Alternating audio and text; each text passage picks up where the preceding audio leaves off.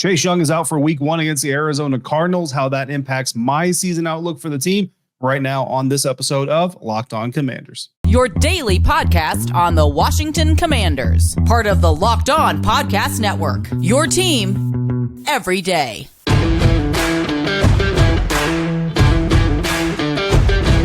Welcome into this bonus Saturday episode of Locked On Commanders, your daily podcast covering the Washington Commanders, part of the Locked On Podcast Network, your team every day. Thank you so much for making Locked On Commanders your first listen of the day every day. And don't forget that you can subscribe for free on YouTube or wherever you get your podcast, and you can continue this conversation or have parts of this conversation with me before the episode even ever gets recorded by becoming a Locked On Commanders insider at joinsubtext.com/Locked On Commanders. You can text me during practice, press conferences, games, as news is breaking. And as I'm preparing for my show, I'm texting with my insiders. We'll be doing some deep dives on data and film studies as well in the near future, or you just talk football with me one-on-one. Your host, David Harrison, on Twitter at dharrison82, credentialed member of the media covering your Washington Commanders for CommanderCountry.com, part of Sports Illustrated's FanNation. And I'm here with you every Monday through Friday, the occasional Sunday night after a game, the occasional Saturday afternoon, along with our everydayers. And everydayers, you know, I already appreciate you for coming through on a consistent basis, supporting the show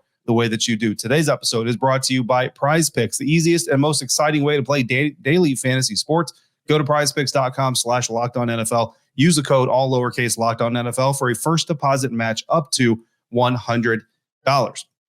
Today's episode is all about projections. That was the plan for this bonus episode, is to project the Washington Commanders regular season record, project the first 4 games of the season. And my plan is to do this after every quarter of the season. So after the first 4 games, next 4 games, next 4 games. And then at the end of the season, not really projecting the rest of the season because the season's over, but hopefully we'll be talking about some playoff football as well. And I'm also going to be updating my player superlatives. We got some offensive players of the year, rookies of the year. We'll be updating those races as they go on throughout the season. But first, on this initial episode of it, I can't even get into the record projections or the first quarter projections because we got to talk about Chase Young being ruled out for week 1 against the Arizona Cardinals on Sunday. That news coming out Saturday morning, early afternoon, as I was hitting the airwaves with Adam Epstein on AWOD Radio. Chase Young ruled out Sunday against the Arizona Cardinals. I want to say it was Adam Schefter or Ian Rappaport, one of the usual suspects that broke the news officially and then confirmed by a whole bunch of people here locally. We're going to look in the next 4 opponents on this episode, which are, of course, the first 4 opponents. But that first opponent, the Arizona Cardinals, now they know they're not going to have to face number 99. Chase Young ruled out on Saturday ahead of Sunday's competition. And really, this is kind of a culmination, right? But also kind of just the beginning, right? So this is the ending of the question of will he play, won't he play, suffering a stinger in week 1 of the preseason against the Cleveland Browns. Ever since then, it's just kind of been a will he, won't he of, is he going to practice? Is he not going to practice? Okay, now he's practicing, looks pretty good, but is he going to hit contact? Okay, now he's got a little bit of contact, but is it full contact? And then in the locker room, he says he feels ready good or really good. He feels ready to go. And of course, a lot of people running with that say, okay, Chase Young's going to play week 1, but there was still this looming Zoom call conference that he had to have with his doctor. And is the doctor going to clear him? Well, the Zoom conference call was supposed to happen Friday afternoon. We found out Saturday night that whatever happened on that call, whatever happened on that conversation with his doctor, he has been ruled out in what has been kind of a weird, unusual recovery. But I will say this, it is a neck injury, right? So anytime you're talking about a neck injury, I think whether it's player, team, medical, you want to err on the side of the most extreme caution, because we know that these guys go through punishment injuries that are going to affect the rest of their life, right? Broken ankles, broken legs, broken fingers. We see the veteran players all the time holding up their hands with the crooked fingers and all that stuff. And that is permanently life-changing stuff, you know what I mean, to a certain degree. But the neck, that's a whole different beast, guys. That's a whole different animal. I know on top of the knee injury, on top of the 2 surgeries, on top of the extended recovery from the ACL, I understand the frustration of, man, it's just another thing with Chase. But I do want to make sure that we put a light on this is a neck injury. And for as weird as it's been, and obviously it's been weird, I think that erring on the side of caution is the right thing to do if that's what's happening here with his doctor. So bottom line is Chase Young is ruled out. Ben Standing of The Athletic has a source that he reported, said that Chase Young may actually be out for more than just this week, might miss multiple weeks, might not be back till week 3 potentially. So obviously this story is not going away. We will continue to monitor it. But in the meantime, who is going to step up with Chase Young out against the Arizona Cardinals? The immediate obvious answer, James Smith-Williams. Problem is James Smith-Williams came up with an oblique injury on Friday during practice, was limited in that practice, and now is questionable for the game himself. So if it's not James Smith-Williams, you're looking at Casey Tuhill. Behind him, you got Andre Jones Jr., KJ Henry, the two rookies. KJ Henry is officially on the depth chart behind those guys.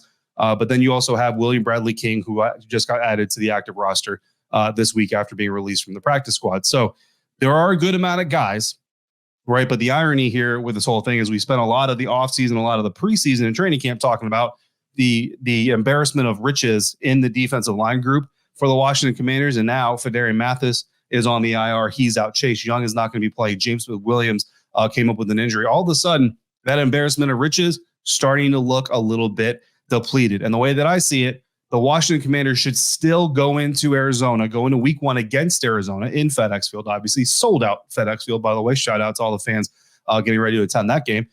They should still go in there expecting to win this game. Chase Young or no Chase Young.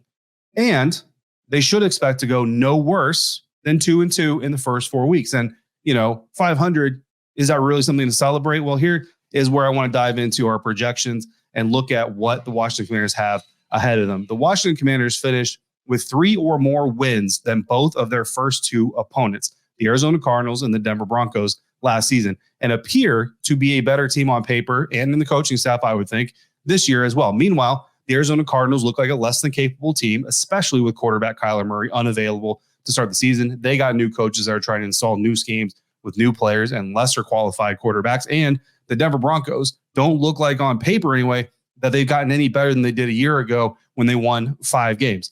Now, on the backside of the first quarter, so that's the first 2 games, Arizona, then in Denver. Backside of the first quarter, you got Buffalo coming to town, and then you take a trip to Philadelphia, and that's where things get a little bit tougher. Both of those teams each finished with 5 or more wins than Washington did in 2022. The wild cards here on this first 4-game stretch are the Buffalo Bills, who I think don't necessarily look like a team that's really all that different than what we've seen for the last few years out of the Buffalo Bills, and I think that makes them a little bit easier to get ready for. Also, Eric Bieniemy has some success in his history against the Buffalo Bills over the years. He went 4-3 against Buffalo Bills as the Kansas City Chiefs offensive coordinator, and Bieniemy's offenses scored 24 or more points against the Bills in more than half those contests and scored 20 or more in all but one of those contests. The one contest they didn't score 20 or more, neither of the teams scored a lot. It had to be bad weather. It was like a 17-10 finish. So neither team scored a lot of points, right? So typically, Eric Bieniemy knows how to scheme up a lot of points against the Buffalo Bills. We already know that Washington can win in Philly because they did it last season, giving the Eagles their first loss of the season. That doesn't mean it'll happen again, but certainly there are reasons to believe that against both Buffalo and Philly, especially if Washington's defense can make good on Jack Del Rio's efforts to increase the speed, get them starting faster, get the takeaways going more often. The wild card in the early part of the schedule is going to be the Denver Broncos, who I think most agree that their talent on the roster does not match their record. So if their new head coach, Sean Payton, can make a significant difference, then we should see a better version of the Denver Broncos. The question is, can he make that difference as fast as week 2? So 2-2, I think, is an acceptable expectation. You got 2 opponents that you were significantly better than last year, 2 opponents that by record were significantly better than you the year before. So I think 2-2 is kind of chalk, right? That's run of the mill. That's par for the course, if you want to say. 3-1, certainly within the realm of possibility, I believe. 4-0 is unlikely, but based on the difficulty level of 2 opponents, again, unlikely, but the potential improvements of this Washington Commanders team, especially getting 2 weeks, I don't want to say tune-up, but 2 weeks against lesser opponents to get ready for those opponents, if they can get healthy and stay healthy where they already are. 4-0, certainly not impossible. Meanwhile, 1-3 would be a letdown, obviously, and 0-4. 0-4 is just a disaster. I'm not even going to watch Locked On Commanders if this team goes 0-4, I don't think. So those are the possibilities, but what is the outcome going to be? As I see it, my regular season projection for weeks 1 through 18 coming up next on today's episode of Locked On Commanders, part of Locked On Podcast Network, your team every day. And this bonus episode of Locked On Commanders is brought to you by Nutrafol. Did you know that you don't have to choose between better hair growth and your health? Nutrafol provides a whole body health approach for men that promotes healthier hair, no drugs, no compromises, just better hair. Men think sometimes that losing their hair is inevitable. Well, we're here to tell you that you can take control of your hair's future with Nutrafol's science-backed hair growth supplement for men. Are you tired of weakening or thinning hair? Do you want to reach your full hair potential? Leading hair growth supplement, Nutrafol helps improve your hair growth, visible thickness, and visible scalp coverage. Nutrafol's hair growth supplements are physician-formulated, natural, science-backed ingredients. So go to Nutrafol.com to take their hair health wellness quiz. Identify causes of your thinning hair, and Nutrafol will give you a personalized plan for better hair health through whole body wellness. Take the first step to visibly thicker, healthier hair for a limited time. Nutrafol is offering our listeners $10 off your first month subscription and free shipping when you go to Nutrafol.com/men and enter the promo code LOCKEDONNFL. Find out why over 4,000 healthcare professionals recommend Nutrafol for healthier hair.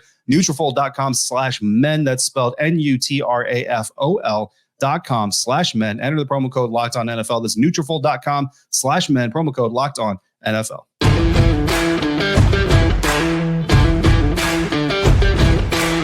Thanks again for making Locked On Commanders first listen or view today and every day. Every day is a Locked On Ultimate NFL Season Preview is here.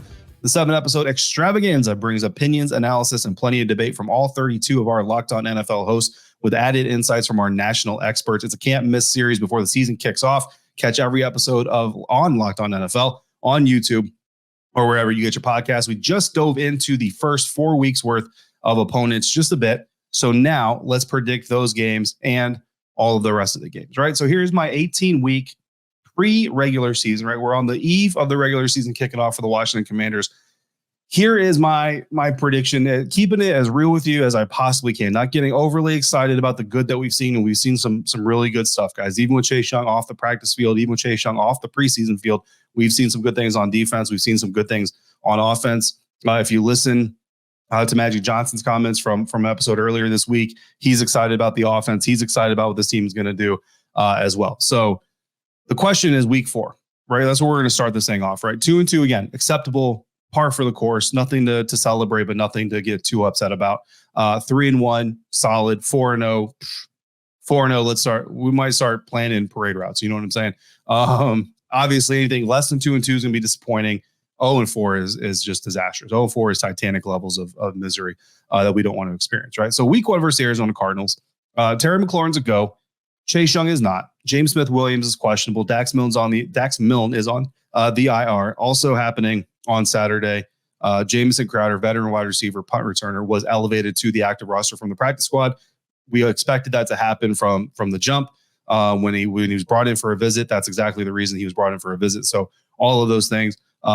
Recapping our practice squad episode. So obviously Jamison Crowder is a veteran status practice squad player. He can be called up to 3 times. The 4th time he has to be signed and kept on the active roster. He cannot go back on the practice squad. So this is one of 3 opportunities that the Commanders have to call him up before they have to make him a permanent part of the active roster or release him, which obviously I don't think Jamison will be happy about that. So that's kind of our situation here. Weather's not supposed to be great for week 1, unfortunately, which, can anything be easy when it involves the Washington Commanders? Got a sold out crowd, should be a winnable game. So the weather is going to be poor expectedly. Hopefully not. But week 1 against the Arizona Cardinals, with everything, without Chase Young, all that stuff, that's got to be a win. You know what I mean? The Washington Commanders are favored by 7 points. I checked the spread on FanDuel Sportsbook before I did this episode just to see if the Chase Young news changed anything. It did not. It's still 7 points in favor of the Washington Commanders. Alex Clancy of Locked On Cardinals, when we did our crossover, he predicted 30-13. So forget the 7. I mean, he's talking 10 plus. You know what I mean? So that's got to be a win. So boom, you're starting off 1-0 for the Washington Commanders. Week 2 at Denver Broncos. I do think Sean Payton is going to make a difference on this Broncos roster. I really do. I think this Broncos roster is more talented than they showed last year. And I think coaching matters. So I think Sean Payton is going to make a difference. But it typically takes more than 2 weeks, right?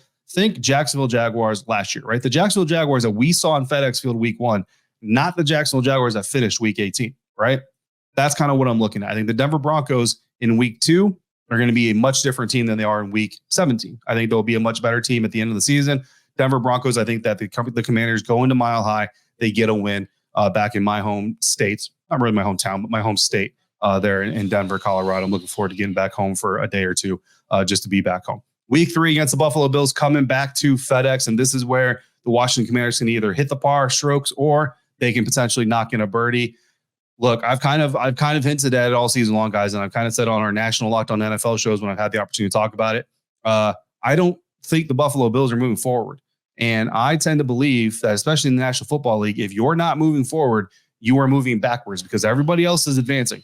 The Washington Commanders advanced this year. They got a better quarterback. They got a better defense. Adding some good pieces to it. They got a better offensive coordinator. I mean, the head coach is now a head coach, and he's not a politician and not having to answer scandal questions every day. I think this Washington Commanders team has moved up, and the Buffalo Bills team is basically staying still, which means they're moving backwards. I'm going to go ahead and predict the Washington Commanders win here. That's going to be an upset. It's going to be a big upset. It's going to put the Commanders on a lot of national shows and radars. I'm going to go ahead and predict a win for the Washington Commanders at home against the Buffalo Bills. Honestly, if it was in Buffalo, it might be different. But because it's at FedEx, and I hope that a 2-0 Commanders team comes home to another sold-out crowd against those Buffalo Bills, and it's burgundy and gold home crowd, I do think they get the win week 3 with a big upset. Week 4 in Philly, that's going to then be another exciting week.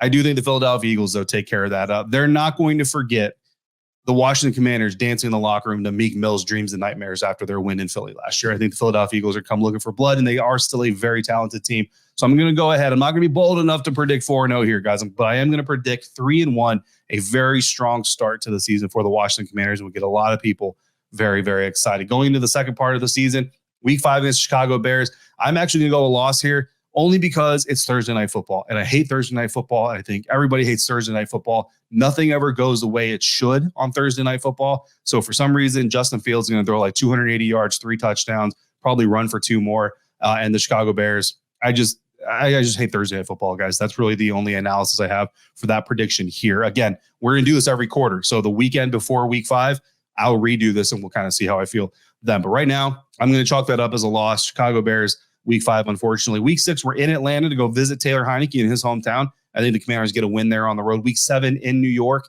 to face the Giants. Should have won last year. They'll get the win this year. That's a win there. Week 8 versus the Philadelphia Eagles. This is not going to make y'all happy.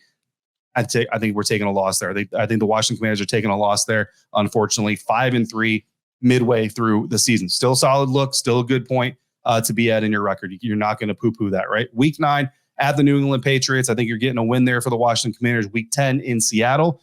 I think you're going with a loss. Back home week 11 for the Giants. I think you're getting a win. Then in Dallas for Thanksgiving, I think you're getting a loss. Listen, this run of the schedule is so tough.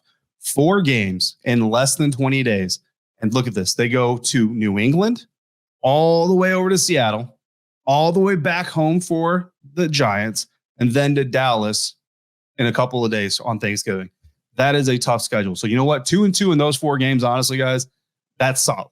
You're good with 2-2 in those 4 games. 7-5 with 1 quarter left of the season. Really, it's 5 games. We'll call it a quarter. Week 13 versus the Miami Dolphins at home. I'm going to go a loss there again. That fatigue, I just feel like it's going to set in. And Tua Tagovailoa, you know what I mean, Tyreek Hill, Jalen Watt, like they're gonna take advantage. It's gonna be a track meet, and the Commanders are gonna be tired. So I'm gonna go with the loss there. Week 14 is a much needed bye week.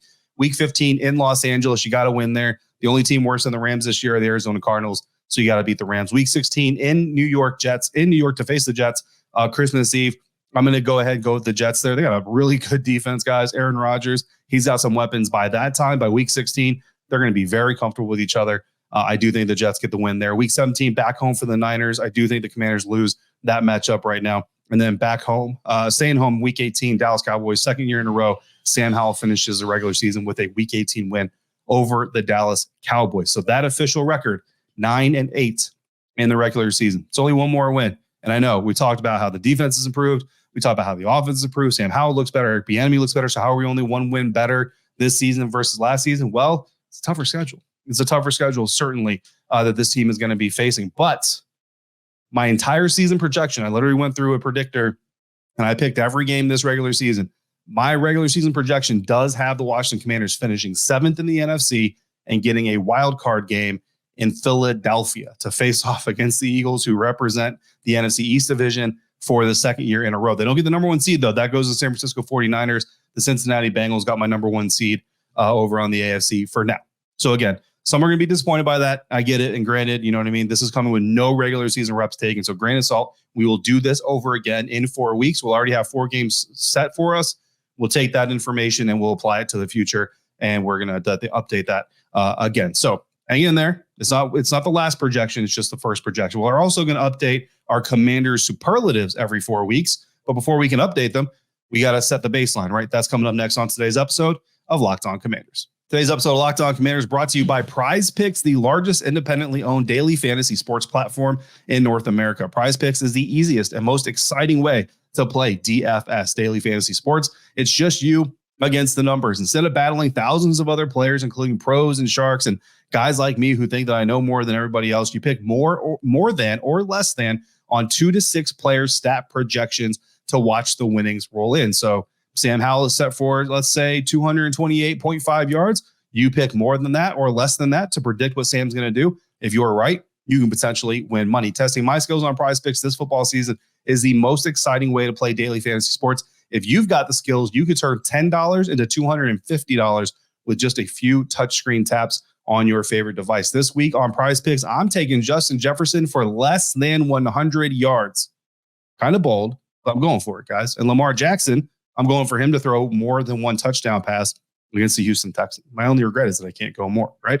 Prize Picks offers weekly promotions that can lead to big payouts like Taco Tuesday. Each Tuesday, Prize Picks discounts select player projections up to 25% to provide even more value. And Prize Picks now offers Apple Pay for quick and easy deposits into your active or into your account this football season. Go to prizepicks.com/LockedOnNFL. Use the promo code LockedOnNFL for a first deposit match up to $100. Again, it's prizepicks.com/LockedOnNFL. Use the code LockedOnNFL for a first deposit match up to $100. Daily fantasy sports made easy with Prize Picks.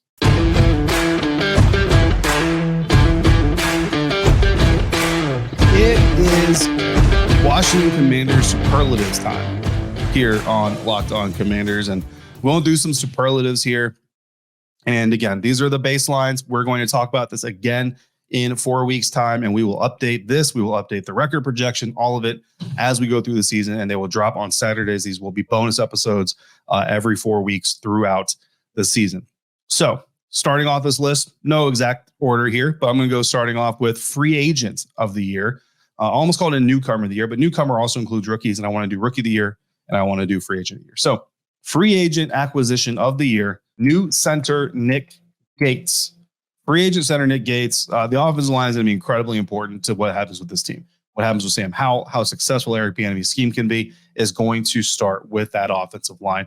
And I know that everybody thinks, or everybody says, and I agree, the left tackle, is the most important offensive lineman.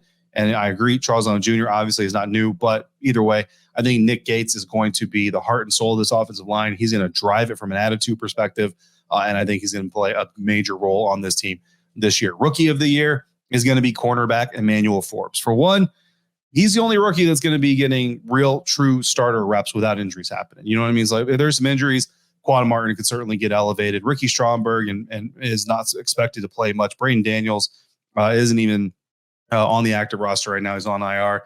KJ Henry and Andre Jones are going to be in the rotation. You know what I mean? But Emmanuel Forbes, just by sheer volume, has to be the rookie of the year. He's a first round pick. So, I mean, you know what I mean? You can't really go anywhere else. Well, again, we'll keep an eye on it. We'll update things as the season goes. Offensive player of the year, I think, is quarterback Sam Howell, not just because he plays the most important position, but I think because he plays the most important position in a very intelligent way. And if he can continue to do that, even if the offensive line falters from time to time, then he will help lead this team to a better regular season record than what I've projected right here on this episode. Defensive player of the year, you shouldn't be surprised. Defensive tackle Deron Payne. The young fellow looks really hungry. He looks really healthy. He looks, I know he had some bumps and bruises during training camp, but overall he looks really healthy. And I think he's determined to show everybody who thought maybe once he got paid, he would ease off the gas a little bit, that that's not the case here. Deron Payne, I think, steps up in a big way this year for the defense. Team MVP. I'm going to go a little creative here. Not a player. I'm going assistant head coach, offensive coordinator, Eric Bieniemy. Again, you guys have not seen everything that we saw during training camp and preseason, but once we start seeing all that stuff unveiled, this offense can be a lot of fun. And I'm not just talking like trick play kind of ways. I'm just talking standard designs and the way that Eric Bieniemy's plays are schemed up to get guys open. This offense could be a lot of fun if, again, that offensive line gives the quarterback enough time and the quarterback takes advantage of what he's got in front of him. More likely to score the most touchdowns. Here's where I think a lot of conversation can come in, right? So by all means, as I go through these superlatives, if you disagree or if you got a different name in mind, go ahead and drop them. I'll pin a question here to the YouTube comments for YouTubers, or you can hit me on Twitter. Insiders, again, you can text me anytime. More likely to score the most touchdowns, or most likely to score the most touchdowns. I'm going Logan Thomas. Now, obviously, he's got to stay healthy, right? That's a huge okay, but this offense is truly very tight end friendly. Logan Thomas is tight end one if he's healthy. He's going to be healthy for week one. He's going to be out there for week one. So I think Logan Thomas, again, if he stays healthy, is the most likely to get the most touchdowns just because of the way that the scheme works. Most likely to catch the most passes. I'm going Jahan Dotson. Terry McLaurin's the star. He might even have the most yards, but I think on just a per reception basis, Jahan Dotson's probably going to come out with more catches. Again, if he can stay healthy. All these guys are, if they can stay healthy. Most likely to lead in sacks, I'm going with defensive end Montez Sweat, which, he needs to do that. It's a contract year, so he certainly needs to step up that way. Most likely to lead interceptions. You might think I would go Emmanuel Forbes here. I'm actually going Kendall Fuller, because if the young rookie can stand up early, they're going to start targeting Kendall Fuller. I think Kendall's got a little bit to prove. He's the leader in that room for a reason. I think he's going to try to prove it. Most likely to lead total offense, Brian Robinson Jr. I think Brian Robinson Jr. most likely to lead in total offense from scrimmage. And I'm actually in real time here going to add comeback player of the year, because I just realized that I did not put that on there. And look, if Logan Thomas is going to lead this team in touchdown catches, that'd be the comeback player of the year, right? He missed a lot of time last year. He's missed a lot of time over the last few years. So I'm going to go Logan Thomas, comeback player of the year for the Washington Commanders. And that's going to wrap up my superlatives for the preseason. Next time we talk, guys, come back tomorrow, Sunday night, maybe early Monday. Well, no, it'll be Sunday night.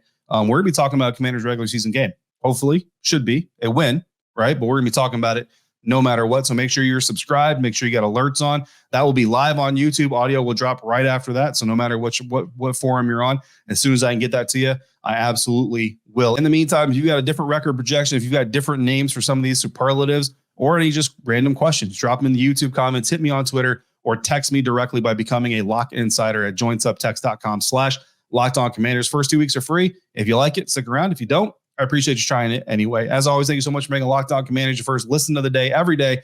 Thanks for coming through on a consistent basis like you do. Thank you so much for making me a part of your day, your football routine. And until we speak again, please be safe, be kind. I'll see you next time for another episode of Locked On Commanders, part of the Locked On Podcast Network, your team every day.